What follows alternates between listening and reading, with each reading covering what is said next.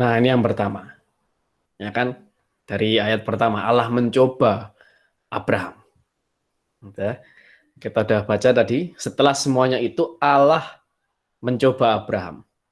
Ia berfirman kepadanya, Abraham. Lalu sahutnya, ya Tuhan. Nah, seringkali ayat ini ditabrakkan dengan tadi yang saya katakan Yakobus 1 ayat 13, bahwa ia ini adalah Allah sendiri, tidak mencobai siapapun, gitu ya. Nah, seringkali ini ditabrakkan ke sini, jadi menimbulkan satu pertanyaan, loh ini gimana kenapa kok Alkitab nggak konsisten, gitu. Seringkali begitu, tapi kita coba bedah apakah memang dua ayat ini bertabrakan, gitu ya. Apakah dua ayat ini bertabrakan? Kita kalau lihat dalam terjemahan yang lain, terjemahan bahasa Indonesia masa kini, gitu ya, terjemahan bahasa Indonesia masa kini, itu akan lebih jelas sebenarnya. Itu lebih tepat penerjemahannya.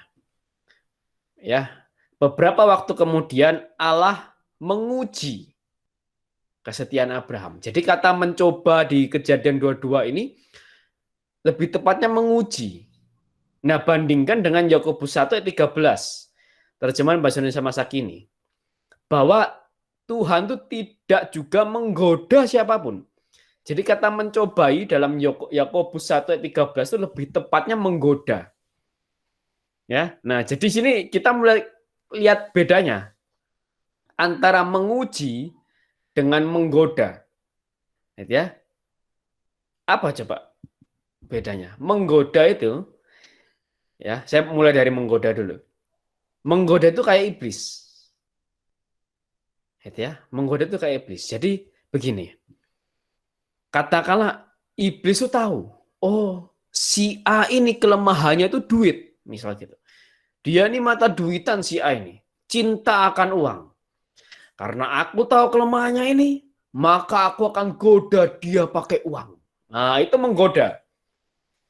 Gitu ya. Jadi iblis mencari kelemahan untuk menggoda manusia. Karena dengan iblis tahu kelemahannya, hampir bisa dipastikan bahwa manusia yang dia goda itu akan jatuh. Karena dia tahu kelemahannya. Itu menggoda. Nah, menguji itu kebalikannya. Allah itu tahu bahwa kelebihan Abraham adalah imannya, adalah ketaatannya. Itu kelebihan Abraham. Mulai dari dia keluar dari Ur Kasdim, ibu kota kerajaan Sumeria saat itu, ke tanah Kanaan, tanah antah berantah. Itu kan ketaatan yang luar biasa. Ya kan? Jadi Allah tahu kelebihan Abraham ini adalah ketaatannya. Maka ketika Allah menguji Abraham, Allah sudah tahu, hampir bisa dipastikan Abraham akan taat. Karena yang Allah lihat adalah kelebihannya. Jadi dalam tanda kutip gitu ya, Allah mau memastikan kembali. Dalam tanda kutip tentunya itu lagi ya. Nah, mungkin ini juga seperti yang Leo katakan tadi gitu. Ketika kita mengalami katakanlah suatu pencobaan gitu ya. Kalau pencobaan karena kesalahan kita sendiri itu mungkin bisa dikaitkan dengan godaan iblis gitu ya, karena salah kita sendiri. Tapi ketika kita menghadapi suatu pencobaan yang bukan adalah salah kita sendiri, tapi kita harus tanggung hal tersebut, maka sebenarnya hal ini yang berlaku. Allah itu tahu bahwa kita bisa melaluinya. Maka Allah menguji. Karena Allah tidak menggoda. Fokusnya Allah itu kelebihan Abraham pada ketaatan dan kesetiaannya. Gitu. Maka ini maksud dari kata mencoba dalam Kejadian 22. Gitu ya. Maka kembali lagi bahwa dua ayat ini berbeda. Jadi nanti kalau suatu saat dipertanyakan ayat ini kita sudah bisa menjawab. Gitu ya, bahwa kedua ayat ini tentu tidak bertentangan. Gitu ya, tidak bertabrakan. Nah, itu maksud Allah, menguji Abraham. Nah, lalu kita baca lagi ayat selanjutnya. Apa Tuhan bilang, ambillah anakmu. Nah, tadi kita bahas ya, yang tunggal itu yang engkau kasihi, yakni Ishak. Gitu. Jadi penekanannya banyak. Anakmu, anak yang tunggal, anak yang kau kasihi. Ini bentuk bahwa apa ya? Yaitu kemelekatan Abraham, bentuknya begitu. Jadi Abraham mempersembahkan anaknya ini bukan dengan mudah sebenarnya. Tapi ada pergumulan luar biasa karena Ishak ini anaknya Abraham, anak yang tunggal dan anak yang dikasih Abraham. Ya, ke tanah Moria dan persembahkan dia. Nah, terus ayat 3, ini langsung keesokan harinya pagi-pagi bangunlah Abraham. Dan ketika dia bangun apa yang dilakukan? Dia langsung bekerja. Langsung dia siap-siap mempersiapkan keledai, dia memanggil 2 bujang, dia membelah kayu gitu kan. Jadi Abraham tidak menunda. Bahkan di sini tidak dikatakan Abraham menceritakan kepada Sarah, enggak. Gitu ya. Jadi Sarah pun kemungkinan juga tidak diberitahu oleh Abraham bahwa Ishak itu akan dikorbankan. Artinya apa? Ini Abraham meminimalisir penundaan. Abraham meminimalisir ketidaktaatan. Jadi ini bentuk Abraham segera melakukan apa yang Tuhan mau. Gitu ya, tanpa penundaan. Begitu. Lalu kita baca lagi selanjutnya. Nah, ini menarik.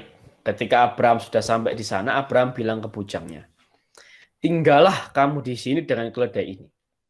Aku beserta anak ini akan pergi ke sana. Kami akan sembahyang. Nah, ini menarik. Sesudah itu, kami kembali kepadamu. Gitu ya. Jadi Abraham tahu bahwa dia dan Ishak ini salah satu di antara kita nggak akan ada yang mati. Maka dia katakan dengan jelas, kami akan kembali kepadamu.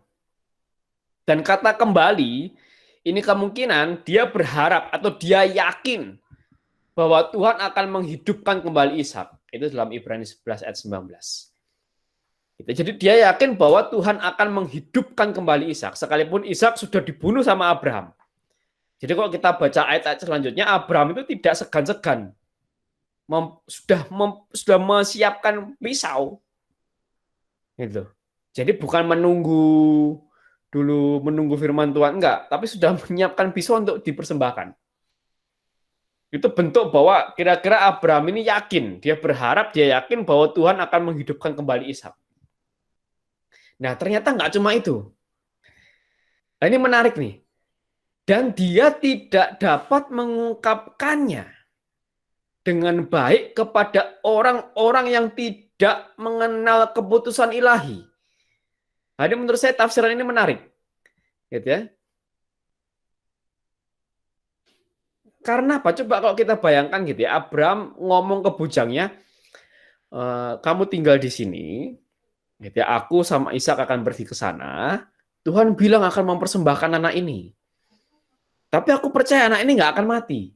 Jadi aku akan kembali kepadamu. Nah kira-kira mungkin bujangnya akan berpikir, wah tuanku nih udah sedeng kira-kira nih. Gitu kan, udah agak gila nih tuanku nih kira-kira nih. Dia mau membunuh anaknya kok dia juga bilang anaknya nggak akan mati. Gitu kan? Nah daripada banyak seperti itu, jadi Abraham cuma mengatakan, sudah itu kami akan kembali kepadamu. Karena dia tidak dapat mengungkapkannya dengan baik kepada orang-orang tidak mengenal keputusan ilahi. Dan kemungkinan, pada yang saya bilang sebelumnya, kemungkinan bahkan Abraham pun tidak mengungkapkan kepada Sarah. Yang tidak begitu mengerti tentang hal ini. Dan saya, ketika saya membaca tafsiran ini, wah ini ngena sekali buat saya. Karena ada beberapa hal dalam hidup saya sebenarnya saya susah untuk mengungkapkan kepada orang lain. Gitu. Saya susah untuk menjelaskan kepada orang lain. Termasuk salah satu kalau saya ditanya, Bert, kenapa kamu mau menikahi istrimu sekarang?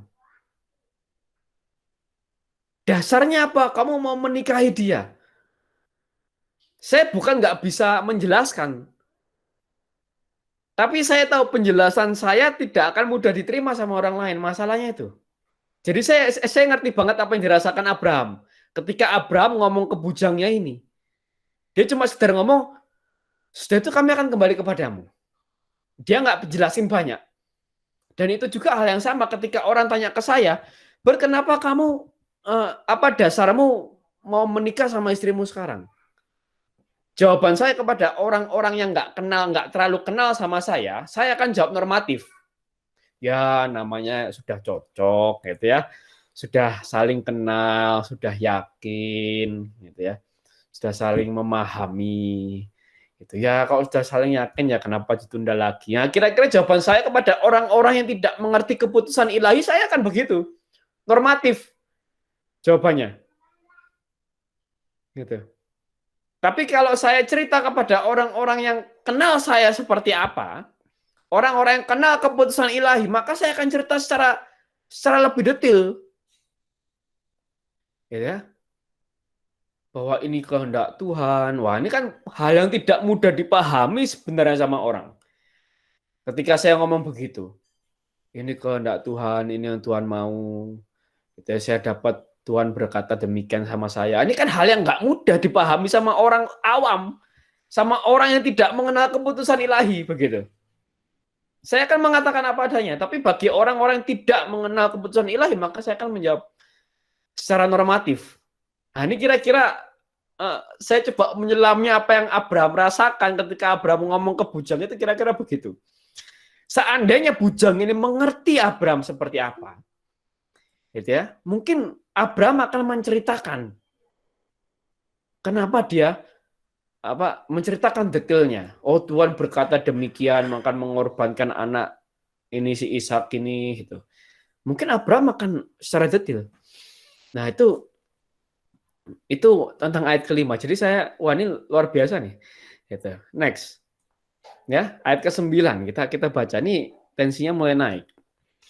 Sampailah mereka ke tempat yang dikatakan Allah kepadanya, lalu Abraham mendirikan mezbah di situ, disusunnya kayu, diikatnya Ishak, anaknya itu. Dan diletakkannya di mezbah itu di atas kayu api. Jadi ini bahkan di sini Abraham nggak banyak ngomong ketika melaksanakan ini. Gitu kan? Lalu Abraham mengulurkan tangannya lalu mengambil pisau untuk menyembelih. Jadi sudah siap. Jadi bukan Abraham menanti firman Tuhan, enggak bahkan. Karena dia mau menyelesaikan apa yang Tuhan perintahkan segera. Jadi ini kita lihat keteguhan hati Abraham pun terlihat jelas di ayat 9 sampai ayat 10. Semua dipersiapkan segera dan Abraham sudah siap untuk membunuh Ishak. Ya. Dan ayat ke-11, berserulah malaikat Tuhan dari langit kepadanya, Abraham, Abraham. Baru sahutnya, ya Tuhan. Bahkan ada yang mengatakan, kenapa malaikat Tuhan sampai manggil nama Abraham 2 kali? Ini untuk memastikan Abraham mendengar suara malaikat Tuhan. Makanya 2 kali. Nggak dipanggil sekali, karena yang di ayat pertama dipanggil sekali, Abraham. Gitu ya. Ini 2 kali. Abraham, Abraham. Jadi untuk memastikan bahwa Abraham itu mendengar seruan malaikat. Nah, kemudian lalu ia berfirman, jangan bunuh anak itu, dan jangan kau apa-apakan dia. Sebab telah kuketahui sekarang bahwa engkau takut akan Allah. Dan engkau tidak segan-segan untuk menyerahkan anakmu yang tunggal kepadaku. Nah, ini puncaknya. Puncaknya di sini. Nah, hal yang lebih menarik apa? Katekismus Gereja Katolik, artikel nomor 2572, menjelaskan ini dengan sangat baik menurut saya. Sebagai pemurnian terakhir imannya, diminta pula dari Abraham yang telah menerima janji itu, agar mempersembahkan putranya yang telah Allah berikan kepadanya. Imannya tidak goyah. Maka sampai Abraham mengatakan kepada Ishak kan, Allah sendiri akan menyediakan anak domba itu. Ini bentuk ketidakgoyahan iman Abraham. Demikian Abraham berkata karena ia berpikir bahwa Allah berkuasa membangkitkan orang-orang sekalipun dari antara orang mati. Ini saya sampaikan tadi. Demikianlah Bapa orang beriman serupa dengan Allah Bapa. Ya. Tadi yang udah dari sharing-sharing komputer dan teman-teman Bapak Ibu ya, bahwa Abraham ini figur Allah Bapa. Tapi ini menarik, yang tidak menyayangkan anaknya sendiri tetapi menyerahkannya untuk semua orang. Jadi di posisi ini Abraham itu menjadi serupa dengan Allah Bapa. Doa membuat manusia serupa lagi dengan Allah. Jadi katekismus ini mau mengatakan apa? Ketika Abraham diuji oleh Allah, gitu ya, Abraham ini masuk kembali posisinya seperti kejadian awal ketika penciptaan manusia. Marilah kita menciptakan manusia yang serupa dan segambar dengan kita. Jadi Abraham ini kembali kepada yang seharusnya serupa dan segambar dengan Allah. Maka dari itu di kalimat terakhir kesimpulan dari KGK 2572 ini bagus sekali. Doa membuat manusia serupa lagi dengan Allah. Dan membiarkan ia mengambil bagian dalam kekuasaan cinta kasih Allah yang membebaskan banyak orang. Jadi pemurnian terhadap iman Abraham ini bukan hanya menjadikan dia figur Allah Bapa, tapi menjadikan dia serupa lagi dengan Allah Bapa. Dan ini menjadi contoh buat kita bahwa kita juga bisa kembali serupa lagi dengan Allah. Gitu. Jadi kita bisa niru sebenarnya. Apa yang kira-kira Abraham lakukan? Meniru bukan dalam metode ya, tapi meniru dalam iman dan sikap hati tentunya. Nah, maka dari itu saya simpulkan 3 poin pada pembahasan Allah mencoba Abraham ini. Yang pertama, Pak, Allah menguji Abraham untuk memurnikan imannya. Allah dan hal itu membuat Abraham serupa dengan Allah Bapa. Bahkan kita juga dapat serupa lagi dengan Allah melalui doa. Gitu ya. Lalu di sini mungkin timbul pertanyaan, kenapa kok bisa kita menjadi serupa dengan Allah melalui doa? Kok bisa? Hanya doa saja kita lakukan, kita bisa serupa lagi dengan Allah. Analoginya begini. Saya kasih analogi. Ya. Mungkin beberapa minggu atau beberapa bulan yang lalu saya pernah sharing ya. Sekalipun saya lahir di keluarga Katolik gitu ya. Orang tua saya, ayah ibu saya dua-duanya Katolik. Saya baptis bayi, lalu komuni pertama, sakramen krisma gitu ya. Saya lahir dari keluarga Katolik gitu ya. Tapi sebenarnya iman saya nggak bertumbuh. Memang saya seminggu sekali ke gereja dengan keluarga saya. Tapi sebenarnya iman saya nggak bertumbuh. Saya nggak mengerti kenapa harus ke gereja seminggu sekali. Saya nggak mengerti tentang siapa yang saya sembah. Saya melakukan hanya karena orang tua saya suruh. Dan itu terbukti ketika tahun 2013, saya mengalami krisis iman. Dan sehingga saat itu saya tidak lagi percaya kepada Yesus. Gitu ya. Karena dasarnya nggak kuat, dasar iman saya. Saya nggak percaya pada Yesus, terus saya juga sudah nggak ke gereja lagi. Itu tahun 2013 saya mengalami hal itu. Nah, lalu singkat cerita saya mengalami pertobatan. Ketika Tuhan menjamah saya, dan akhirnya saya mengikuti komunitas, termasuk komunitas Hope ini. Nah, saya yang dulunya notabene-nya orang yang nggak suka berdoa, orang yang nggak suka baca Alkitab, orang yang nggak suka terlibat dalam pelayanan, karena keluarga saya juga nggak terlibat dalam pelayanan, gitu, nggak terlibat dalam bahkan doa lingkungan pun nggak terlibat, gitu ya. Doa pun juga termasuk jarang.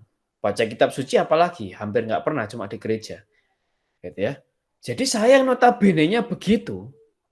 Nah, setelah saya ikut komunitas, ya khususnya di Hope ini, paling nggak seminggu tuh 2-3 kali saya berkumpul dengan mereka.